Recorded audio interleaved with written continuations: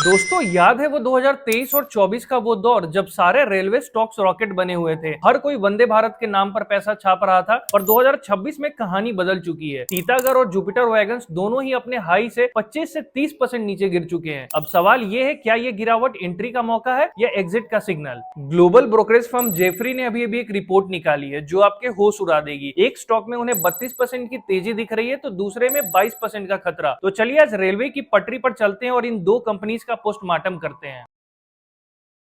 तो हेलो दोस्तों, स्वागत है आपका अमन गौतम के अपने YouTube चैनल पे। यहाँ मार्केट की बड़ी बड़ी न्यूज को सिंपल और प्रैक्टिकल तरीके से समझते हैं ताकि आप सिर्फ न्यूज ना देखो बल्कि उसका रियल इंपैक्ट समझ पाओ। तो देखो, जेफरीज का मानना है कि 2026 से लेकर 2030 के बीच में रेलवे स्पेंडिंग में 10% की ग्रोथ आने वाली है।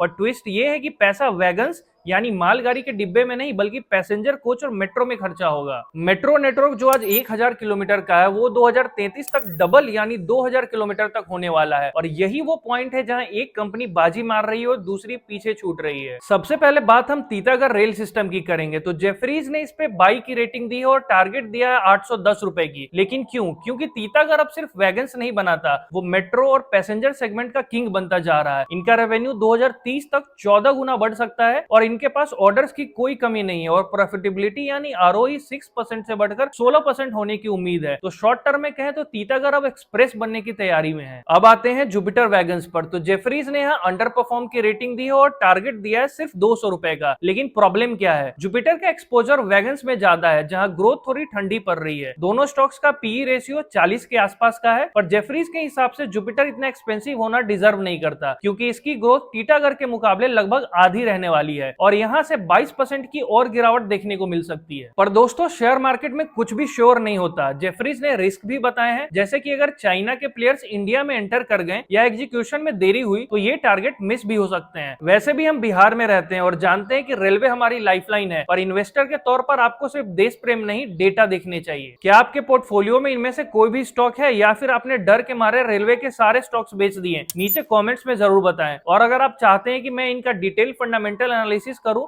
तो इस वीडियो पे कम से कम 50 लाइक्स तो पहुंचाएं। मिलते हैं नेक्स्ट वीडियो में। जय हिंद।